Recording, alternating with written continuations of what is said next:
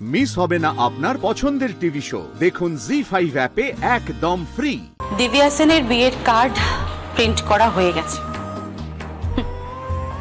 সেই কার্ড আবার লোকজনের মধ্যে বিলি করাও শুরু হয়ে গেছে। সেই কার্ডে কি লেখা আছে বলো তো? সেই কার্ডে লেখা আছে কল্যাণী ও সমরেশ চট্টোপাধ্যায়ের সাথে কল্যাণী আর দিব্যা সেনের নাকি বিয়ে। বিয়ে সমরেশ ওই প্রত্যেকটা কার্ড জানো তো, প্রত্যেকটা কার্ড বিলি করার সাথে সাথে তোমার আমার সম্পর্কে যেটুকু সম্মান ছিল, যেটুকু মর্যাদা ছিল, সবটা ওই গুণের মতন খুঁয়ে খুঁয়ে পড়ছে, সব লুটিয়ে পড়ছে সমরেশ। লোকজন হাসছে জানো, মজা করছে, ঠাট্টা করছে। আচ্ছা সমরেশ, এটার কি খুব প্রয়োজন ছিল বলো তো? খুব কি প্রয়োজন ছিল এটার? আমি তো এটার জন্য দায়ী নই কৌশিক, তুমি তো জানো বলো। আমি তো এটার জন্য দায়ী নই। ওই দিব্যা সেন যা করছে সেটা রিভেঞ্জ নেওয়ার জন্য করছে, কিন্তু আমি এটা কিছুতেই হতে দেবো না, কিছুতেই নয় কৌশিক। আমি তোমাকে ছাড়া, কাকুনকে ছাড়া আমি থাকতে পারবো না। আমার পক্ষে থাকা সম্ভব নয়, বিশ্বাস করো।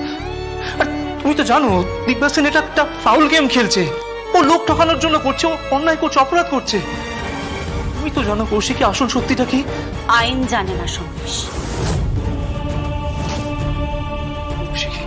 হ্যাঁ সমরেশ, সত্যিটা আইন জানে না, আর আইন যেটা জানে সেটাই কিন্তু সত্যি।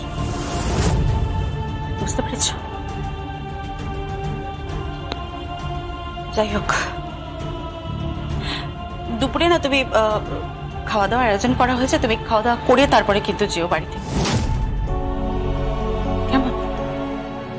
সমরেশ, পারলে আমার মেয়েটাকে আর আমাকে দুজনকে ভুলে যেও।